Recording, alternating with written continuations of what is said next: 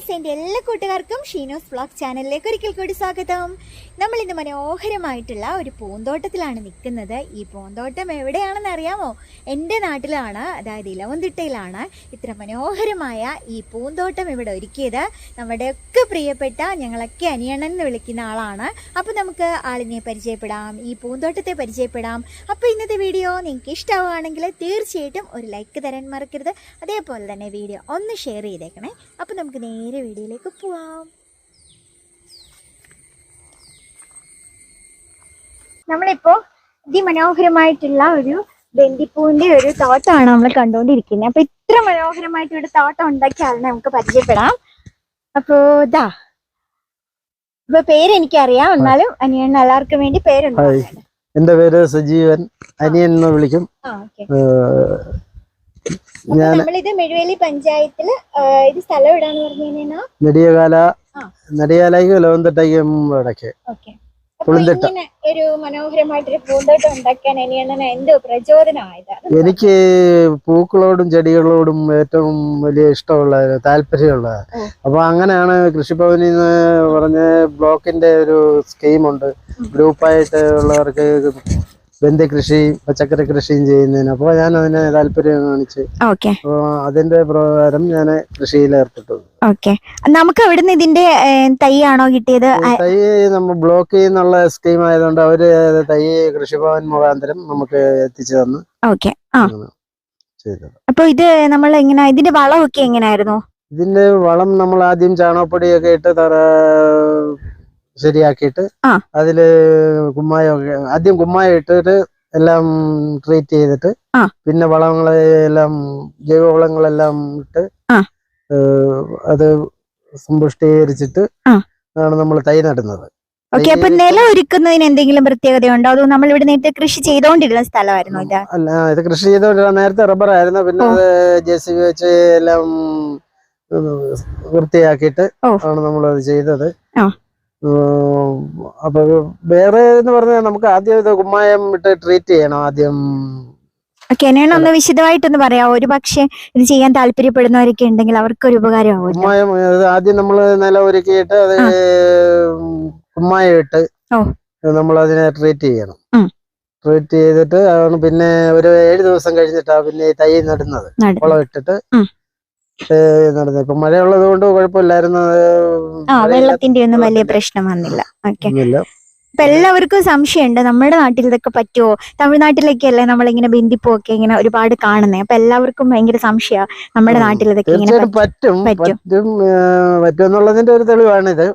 മഴയാണ് നമുക്ക് ഒരു മഴയും കാറ്റ്. ഇപ്രാവശ്യം കാറ്റെല്ലാം വന്ന് ചെടികളൊക്കെ അടിച്ചു താഴെ കളഞ്ഞ് അങ്ങനെ ഒരു ഇതുണ്ട്. പിന്നെ ഞാനിപ്പോ കുറച്ച് അടുപ്പിച്ചായി തൈ വെച്ചിരിക്കുന്നതുകൊണ്ട് കുറച്ച് നമുക്ക് കൂടുതൽ കാണാനൊരു ഭംഗിയുണ്ട്. അകത്ത് വെച്ച് കഴിഞ്ഞാല് പൂവൊക്കെ ഉണ്ടാവും, പക്ഷെങ്കില് എന്നാൽ അതിനൊരു അത്ര ഒരു ലുക്ക് വരത്തില്ല. അപ്പൊ ഇത് പൂക്കാൻ എത്ര ദിവസം എടുക്കും? നമ്മൾ ഈ ഒരു തൈ ഒക്കെ വളർന്ന് ഇപ്പൊ നമ്മള് 3 മാസം കൊണ്ട് ഇത് എല്ലാം പൂക്കളാവും. ഇത് ഒരുമിച്ചായിരിക്കോ എല്ലാ തൈയും ഇങ്ങനെ പൂത്ത് വരുന്നത്? അതോ കുറച്ച് പൂ പറിച്ചതിന് ശേഷം വീണ്ടും നമുക്ക് പറിക്കാം? എത്ര വിളവെടുപ്പ് പറ്റും ഒരു തൈന്ന്? ഒരു തൈന്ന് 3 പ്രാവശ്യം എടുക്കാൻ പറ്റും. ആദ്യത്തെ പൂക്കളെല്ലാം വിരിഞ്ഞ് രണ്ടാമത്തേത് പകുതി ആയിട്ടുണ്ട്, മൂന്നാമത്തേത് ഇങ്ങനെ മുട്ടായി നിൽക്കുന്നത്. ആദ്യം ഒരു വിളവെടുപ്പ് കഴിഞ്ഞായിരുന്നോ? ആദ്യം വിളവെടുപ്പ് കഴിഞ്ഞു, എല്ലാം എടുക്കാനെ കൊണ്ടുള്ള ഭാഗമായി നിൽക്കുകയാണ്. ഇതൊക്കെ ഏറ്റവും നല്ല വലിപ്പമുള്ള പൂക്കളാണ്. നല്ല വലിപ്പമുണ്ട്. ഇതിന് ഇനിയും വിരിയാനുണ്ട്. ഇതിന് സെന്റർ വിരിയാനുണ്ട്. വേറെ കളർ അത് പൂ ഇനി മുട്ട് നിൽക്കാതെ. അതിന്റെ നമുക്ക് മഞ്ഞ കളർ മാത്രമേ ഉള്ളൂ. ഓറഞ്ച് കളർ, ഓറഞ്ച് ആയി വരുന്നേ ഉള്ളൂ. മുകളിലും ഉണ്ട്. നമുക്ക് അങ്ങോട്ട് പോവാം.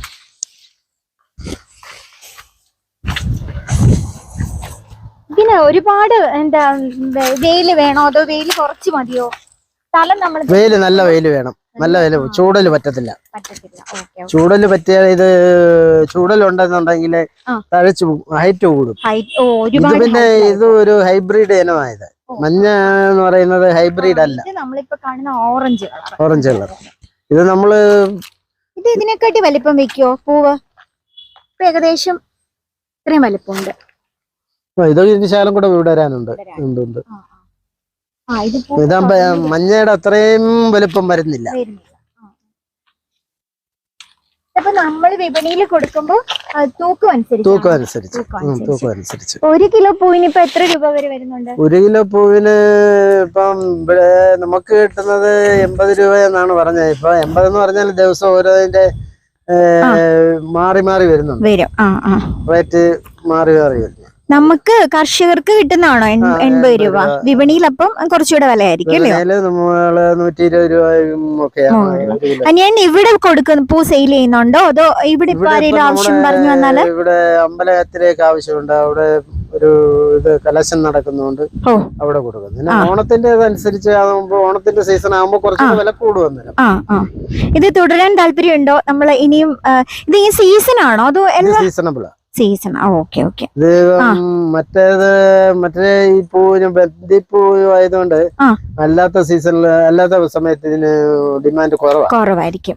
എന്തായാലും ചെറിയ കുറവെന്ന് പറഞ്ഞാൽ ഇപ്പോഴത്തെ ഓണത്തിന്റെ അനുസരിച്ചുള്ള.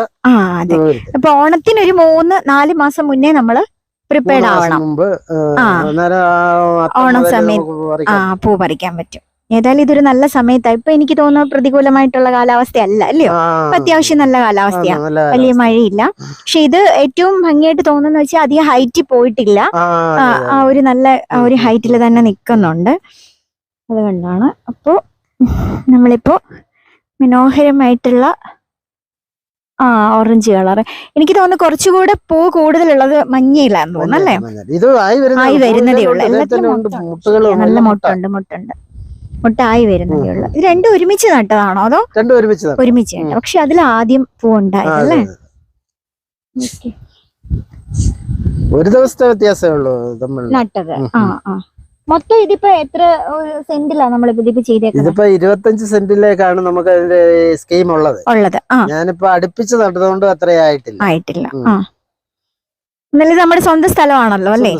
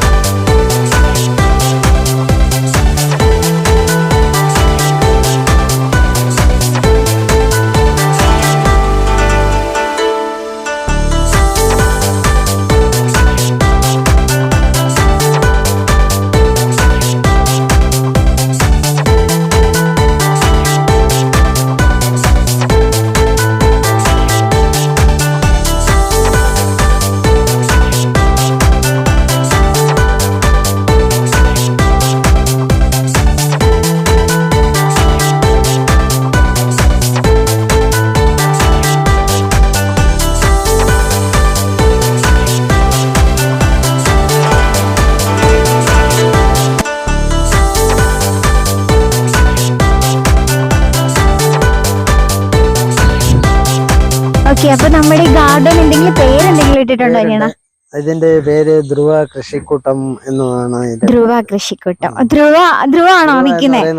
അച്ഛടാ, മോന്റെ പേരാണോ ധ്രുവന്ന? മോൻ എത്രല്ല പഠിക്കുന്നേ? ഒന്നില്ല. ആ, കൊച്ചുമോനാണ് എന്റെ അല്ലേ? അതെ, കൊച്ചുമോൻ.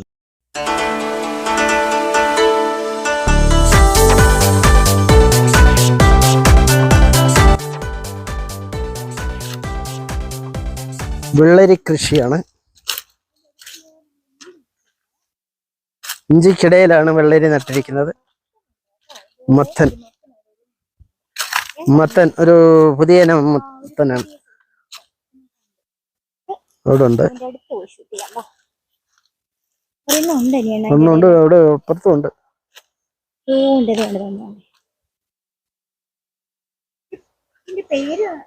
ഇതിന്റെ പേരറിയത്തില്ല.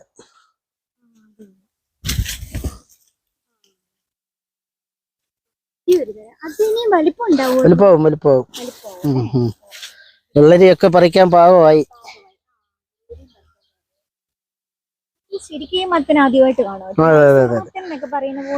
മറ്റേ ഈ നമ്മുടെ ഡിസ്കോ മത്തൻ എന്നും പറഞ്ഞ് നമ്മുടെ കണി സമയത്ത്, വിഷു സമയത്ത് ഉണ്ടാകുന്ന.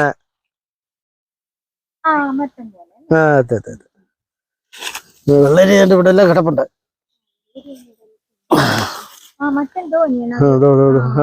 മേളിലോട്ടും ഉണ്ട്. അവിടെ മേളിൽ വരുന്നതെല്ലാം ഉണ്ട്. ഇങ്ങനെ കിട്ടും.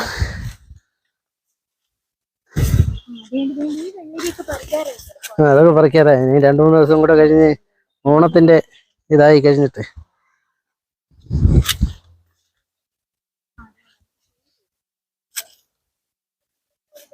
ഏകദേശം പരുവമായിട്ടുണ്ടെന്ന് തോന്നുന്നു. അതെ. 10, 9, 8, 7, 6, 5, 4, 3. ഓക്കെ, അപ്പൊ ഒരു ചോദ്യം കൂടെ ഉണ്ട് അനിയനോട്. അനിയൻ ഇതിനൊക്കെ എപ്പോഴാ സമയം കണ്ടെത്തുന്നത്? അനിയൻ ഒരു ബിസിനസ്സും കൂടെ ഒക്കെ ചെയ്യുന്ന ആളല്ലേ? ഞാൻ രാവിലെ 6 മണിക്ക് തുടങ്ങും. ഓ, പിന്നെ ഒരു 9:45-10 മണി വരെ ചെയ്തിട്ട് പിന്നെ കടയിൽ പോകും. അപ്പൊ എല്ലാവർക്കും സമയം കണ്ടെത്താൻ പറ്റും, അതല്ലേ? അതുപോലെ ഉച്ചയ്ക്ക് വന്നു കഴിഞ്ഞാലും 2 മണിക്കൂർ പണിയും, പിന്നെ രാത്രി 9 മണിക്ക് വന്നാലും 2 മണിക്കൂർ. അപ്പൊ ഇതിന് പ്രത്യേകിച്ച് സമയം മാറ്റി വെക്കും. അതുകൊണ്ട് അല്ല, എത്ര തിരക്കുണ്ടെങ്കിലും എല്ലാവർക്കും എന്താ പറയാ, താല്പര്യം ഉണ്ടെങ്കിൽ നമുക്ക് ചെയ്യാൻ പറ്റും. ബിസിനസ്സുമായിട്ടൊക്കെ ഇരിക്കുന്നവർക്കൊന്നും സമയമില്ല എന്നൊക്കെ എല്ലാവർക്കും പരാതിയുണ്ട്. അപ്പൊ അങ്ങനെയുള്ളവർക്കൊരു മാതൃക കൂടിയാ. ഉറങ്ങാൻ സമയം എനിക്ക് 24 മണിക്കൂർ മതിയാവുന്നില്ല. അപ്പൊ ഇതിന് ഒരുപാട് സമയം വേണം, നമുക്കറിയാം. ഇത്രയും ഭംഗിയായിട്ടും വൃത്തിയായിട്ടും ഒക്കെ കെയർ ചെയ്തോണ്ട് പോകുമ്പോ അനിയൻ ആരെങ്കിലും സഹായിക്കാനുണ്ടോ അതോ തന്നെയാണോ ഇതെല്ലാം ചെയ്യുന്നത്? ഒറ്റയ്ക്കാ ചെയ്യുന്നത്. അതാണ്, അതുകൊണ്ടാണ് നമുക്ക് അങ്ങനെ. എന്നാലും ഇതിനിടയ്ക്ക് ബിസിനസ്സും അല്ല, അനിയന് പലചരക്ക് കടയുണ്ട് അല്ലേ? അതുണ്ട്. അതിനുശേഷം വന്നിട്ട് ഇത്രയും ഭംഗിയായിട്ട് ഇത്രയും കാര്യങ്ങളൊക്കെ നടത്തിക്കൊണ്ട് പോകാൻ പറ്റുന്നുണ്ട്. അപ്പൊ അതെപ്പോ എല്ലാവർക്കും പറ്റും. സമയമില്ലെന്നും പറഞ്ഞിട്ട് എല്ലാവരും മനസ്സ് വെച്ചാ നമുക്ക് ചെയ്യാൻ പറ്റും. അതാണ്.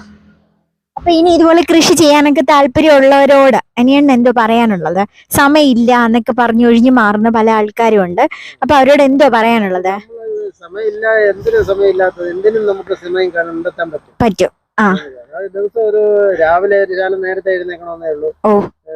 6 മണിക്ക്, ഞാൻ 4:30 എഴുന്നേക്കും.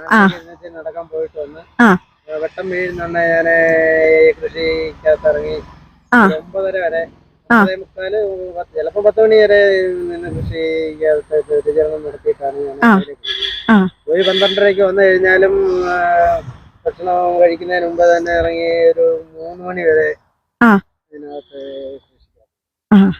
പിന്നെ അതുപോലെ അത് കഴിഞ്ഞ് 3-4:30 ആകുമ്പോഴത്തേക്ക് കടയിൽ പോകും. പോയി 9 മണിയാകുമ്പോഴത്തേക്ക് വന്നു കഴിഞ്ഞാല് 2 മണിക്കൂർ പിന്നെ വെള്ളം അടിക്കാനും നനയ്ക്കുന്നതിനും ഒക്കെ ഉള്ളത് രാത്രി തന്നെ ചെയ്യും. അപ്പൊ നമുക്ക് പകല് രാവിലെ എത്രയാ ആ സമയം കളയണ്ട. ഇങ്ങനെ സമയം ലാഭിക്കും നമ്മൾ എങ്ങനെയായാലും. അപ്പൊ നമുക്ക് ഈ ബന്ദി കൃഷി കൂടാതെ വേറെ നമുക്ക് പയറുണ്ട്, വഴുതനയുണ്ട്, കിഴങ്ങ്, ഇഞ്ചി, വെള്ളരി, നമ്മൾ കണ്ട മത്തൻ. അതെ. പിന്നെ ഇതുകൊണ്ട് അത് അതിന്റെ പേരെന്തോ തന്നെയാണ് കിടക്കുന്നത്? അത് കുമ്പളങ്ങ. അതൊരു തരം പല ടൈപ്പ് കുമ്പളങ്ങ ഉണ്ട് ഇല്ലയോ? ഇത് വേറെ ഉണ്ട് നെയ്ക്കുമ്പളം. ആ അതെ അതെ അതെ. ഈ കുമ്പളങ്ങ കൊളസ്ട്രോളിനും എല്ലാം വളരെ നല്ലതാന്ന് പറഞ്ഞു കേട്ടിട്ടുണ്ട് അല്ലേ? ഈ കുമ്പളത്തിന് പക്ഷെ അധികം കെയറിങ് ഒന്നും വേണ്ടെന്ന് തോന്നുന്നല്ലേ? കിളിച്ച് ആയിക്കോളും. വളം ചെയ്യണ്ട. എന്നാലും അത് എല്ലായിടത്തും ഒന്നും പിടിക്കത്തില്ല. എന്നാലും നമുക്ക് കുമ്പളമുണ്ട്, അതിലും കുമ്പളങ്ങ കിടപ്പുണ്ട്, കുമ്പളമുണ്ട്, പിന്നെ വെള്ളരിയുണ്ട്. താണ്ട് അവിടെ ഒരു കുമ്പളം സ്റ്റൈലായിട്ട് നിൽക്കും, നമുക്ക് അവനെ പിടിക്കാം. ഇതാണോ നീണ നെയ്ക്കുമ്പളം അല്ലേ? ഇത് കൊളസ്ട്രോളിനെല്ലാം നല്ലതാന്ന് പറഞ്ഞു കേട്ടിട്ടുണ്ട്. അത് എന്തുകൊണ്ട് താഴെയും കിടപ്പുണ്ട്. പിന്നെ പയറുണ്ട്, പിന്നെ മുളകുണ്ട്, പിന്നെ വഴുതനയുണ്ട് അല്ലയോ? വഴുതനയ്ക്കൊക്കെ നമുക്ക് നല്ലപോലെ വെള്ളം നനച്ചൊക്കെ കൊടുക്കേണ്ടതായിട്ടുണ്ട് അല്ലയോ? അതിനുള്ള സംവിധാനമാണല്ലോ ഞാൻ ഇവിടെ ഉണ്ടാക്കിയേക്കുന്നത്. അങ്ങനെ സംവിധാനം ഉണ്ടല്ലേ? അതെ അതെ. അപ്പൊ എല്ലായിടത്തും വെള്ളം യഥേഷ്ടം കിട്ടും. നമുക്കിവിടെ വെള്ളത്തിനൊന്നും ബുദ്ധിമുട്ടില്ലല്ലോ അല്ലേ? വെള്ളത്തിന് ബുദ്ധിമുട്ടില്ല. വെള്ളം നമുക്കിവിടെ കിട്ടുന്ന സ്ഥലം അതുകൊണ്ട്. എന്നാലും പക്ഷെ ഇവിടെ കൊണ്ടൊഴിച്ചു കൊടുക്കണം വെള്ളം, അതോ പൈപ്പ് വെച്ച് നനയ്ക്കാൻ പറ്റും. അപ്പൊ നമ്മൾ ഇന്ന് മനോഹരമായിട്ടുള്ള ഒരു കൃഷിത്തോട്ടം കണ്ടു. അത്രയും തിരക്കുള്ള സമയത്തിനിടയിലും കൃഷിക്കൊക്കെ സമയം കണ്ടെത്തുന്ന നമ്മുടെ അനിയണ്ണനെ പരിചയപ്പെട്ടു. അപ്പോ നമ്മളിന്ന് മനോഹരമായിട്ടുള്ള ഒരു പൂന്തോട്ടം കണ്ടു. പിന്നെ കുറേ നല്ല നല്ല കൃഷിയൊക്കെ കണ്ടു. അപ്പം ഒരുപാട് തിരക്കിനിടയിലും ഇതിന് സമയം കണ്ടെത്തുന്ന നമ്മുടെ അനിയണ്ണനെ, നമ്മുടെ കുഞ്ഞു മോനെയും ഒക്കെ നമുക്ക് പരിചയപ്പെടാൻ പറ്റി. അപ്പൊ ഇന്നത്തെ വീഡിയോ നിങ്ങൾക്ക് എല്ലാവർക്കും ഇഷ്ടപ്പെട്ടിട്ടുണ്ടെങ്കിൽ തീർച്ചയായിട്ടും വീഡിയോയ്ക്ക് ഒരു ലൈക്ക് തരണം. പിന്നെ നമ്മുടെ വീഡിയോ എല്ലാവർക്കും ഷെയർ ചെയ്ത് കൊടുക്കണം കേട്ടോ. അപ്പൊ നമുക്ക് ഇനി അടുത്ത വീഡിയോയിൽ കാണാം. അതുവരേക്കും ഒരുപാട് നന്ദി.